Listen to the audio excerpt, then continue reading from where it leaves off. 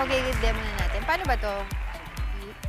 Hala, hindi pa po kami nakasaksak. Ay, ayoko kumanta, pero I know, alam yung movie tong sinasabi ko. Shane Melody, my darling, ganon. Pero walang yayakap sa likod ko. Parang eksena lang sa classic movie na Ghost, diba? Okay, ganun pala yun. Sige, try natin. Wag na lang po yung paa. Wag na, ikaw na lang. Tapos, alam mo, tagal ko nang gusto magganito eh. Pangarap ko to eh. Lift natin. Nilift siya. Pero, Okay. ganun po kayo. Ay. Dito tayo sa gilid. Ayan. Ganun Ay, pa, naku. ganun pa, ganun pa. Ganon. Sige lang, kaya natin. Kala nyo madali Hindi to madali. Sige po, Pero focus. masarap. Masarap Relax po, yung relax po. feel niya. Relax lang, relax lang. Okay. One more. Doon sa mga nagtataka po, ano po ba to? Ito yung pottery business na ating pag-uusapan ngayon. Sige po, mamaya tuloy po natin tong demo na to.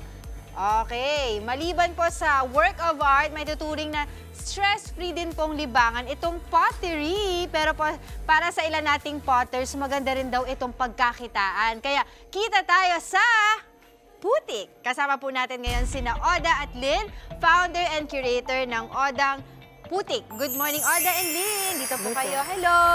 Hello. Ma'am Lynn and Miss Oda. Oda, yes. Tama, Yes po. ayan. Okay, samahan niyo po ako dito. Alright, Magaling. so ano po ba itong Odang Putik Art Space at kailan po niyo itong napasok itong business na ito? Apo. Yung Odang Putik Art Space po kasi, nagsimula siya mag-open sa publiko noong taong 2023 po. Tapos, nagtuturo po kami ng ceramic workshops and we also sell yung mga ceramic pieces. Okay. So ano-ano yung mga ceramic pieces that you brought for us here sa studio? Pakita niyo po sa Opo. amin. Ayan, so meron po kami ditong mga handmade ceramic jars. Okay. Meron din po kaming mga glazes. Ito po yung Okay. pinangkukulay sa ceramic pieces. And then we also have handmade ceramic earrings. At meron din po kaming mga ceramic collection ng mga handmade ceramic mugs. So all of this are made by our artists and our other apprentices sa studio na nagpa-practice din po ng ceramic art. Okay. Pero para sa isang baguhan lang tulad ko, 'di ba? Mga ilang linggo na mag-training ako para ma-achieve ko rin ganito kagagandang mga ceramics, Okay. mga pottery. Sige pa. So yung pottery making po, it will take you years para ma-master po talaga yung craft. Pero kung nagsisimula po kayo, pwede naman po kahit hindi po muna kayong mag-wheel, pwedeng hand building po muna. Yung hand building po kasi kahit wala kayong wheel, kamay lang po yung gamit ninyo. So pag ganun para kahit- ma-practice yung Yes. yung muscle memory ng kamay Yes mo. po. Okay, etong mga dala po ninyo sa aming mga ceramics, itong mga pots na ito, itong malalaki na to, magkano po ito? Apo. Yung mga malalaki po, pwede po siyang umabot ng 3,000 pesos. Kasi ito po ay gawa na po mismo ng lead artist po namin. Oo, na si si Miss Oda. Oda. Yes Oo. po. Gawang Oda yan. Ganon. Yung ba yun? Kaya ba may mga... May pirma. May pirma. Pakita natin sa kanila yung Sige pirma. po. Apo. Oo.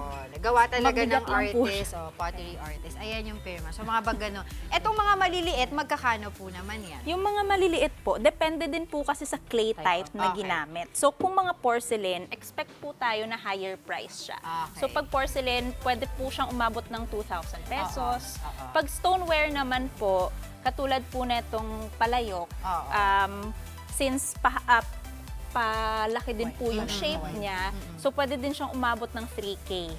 So, depende sa disenyo, depende sa materyales. Ang maganda dito, meron din mga earrings. So nakikita ko. Hindi ko siya masukat ngayon kasi madumi yung kamay ko. Pero mamaya ka sa akin earrings. Magkano yan? Ito po ay 150 pesos. naman Okay, po. murang-mura lang din, ano? Tapos gawang lokal din talaga. Yes po. Ang tanong po na ating mga kababayan dito, ating mga kapatid, magkano po yung kinikita po ninyo kada buwan? Magkano po yung naging puhunan nito nung nagsimula po kayo ng 2023 at magkano na po yung kinikita po ninyo ngayon? Okay. So, yung puhunan po before ay 15,000 po. Yun po ay kasama na yung materyales, tapos yung pagluluto po. Kasi yung clay na ginamit niyo po kanina, wet clay pa po yan ngayon. Okay. Kailangan siyang i-fire or iluto. Iluto, di ba? Opo, para Oo. maging ceramics So, po hindi siya. naman yung basa-basa pupunta ka doon, ay, umulan sa amin, maputi, kukuha, gawa kong pot. Di ba ganun, di? Mali Pwede yun. naman, pwede naman. Pwede pa? Pwede, Okay. pero ano, So, more dito on na tayo sa exciting part. Tuloy nyo na yung pagturo nyo sa akin dito ng ating mga pots, di ba? Dahil talagang ang dami na nakikita ko ngayon. Si Mami Dims, Mami nga Dims namin dito, nag-try na rin siya gumawa ng ganito. Pottery, sige. Sa mga gustong magsimula ng kanilang business, anong mga discarded tips yung pwede ninyong sabihin sa kanila?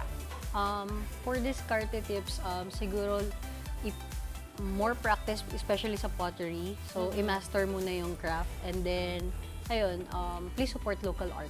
Oh, yun ang importante, Yes. no? Please support local Tsaka art. maganda kung gusto nilang ginagawa nila. Yes, of course. Okay, nandito tayo. Tuloy natin ito. Sige. Ang bilisan, medyo na-form na siya. At So, kung gusto mo siya gawing Okay. kung gusto mo siyang gawing matcha ball, pwede naman. Ganun mo siya. Ah, Basahin natin yung kamay mo. So, ayan, meron ka ng bowl. okay. So, Got it, kanina nagawa mo na siya kanina sa gawa. Ganun. Tapos, eto. Yan, para sa... Para may shape siya. May- Tapos, pwede na natin Ayan. siya. Sige, tanggalin natin. Tapos? Tanggalin na natin. So, ayan. Tapos, Ayusin papatuyuin na natin siya. Ito na yun.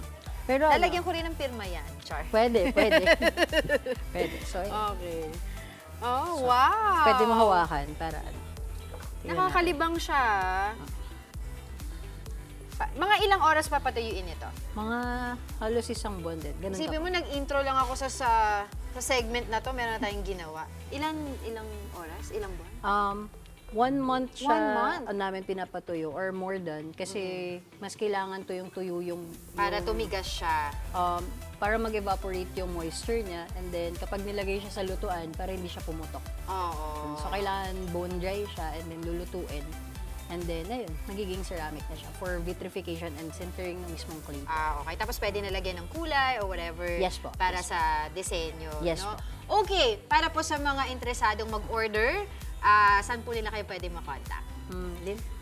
Sa www.odangputik.com po pwedeng mag-book ng mga ceramic workshops. Okay. Odang Putik _pottery PH, tama? Yes po. So, pwede to kasi pang giveaway din, di ba? Lapit ng Christmas, sa Opo. mga Yes, of course. corporate events as well. At saka napakaganda nito kasi sabi nga nila in history, Stone Age pa ginagamit Yes. itong pottery na to. Yes. And we're still doing it right now. No? Nag-e-evolve lang kasi dati lagayin lang daw to ng mga pagkain, Yes po. ng tubig, di ba? Ngayon nagiging Opo. kagamitan na rin sa bahay. Alright, maraming salamat po. Oda and Lynn, Thank you po. talaga naman po kahit sino pwedeng magnegosyo para lahat. Kita tayo. Mga kapatid, Angela Lagunsad Castro po para sa komprehensibo at makabuluhang balitaan at talakayan. Mag-follow at subscribe na sa social media pages ng News 5.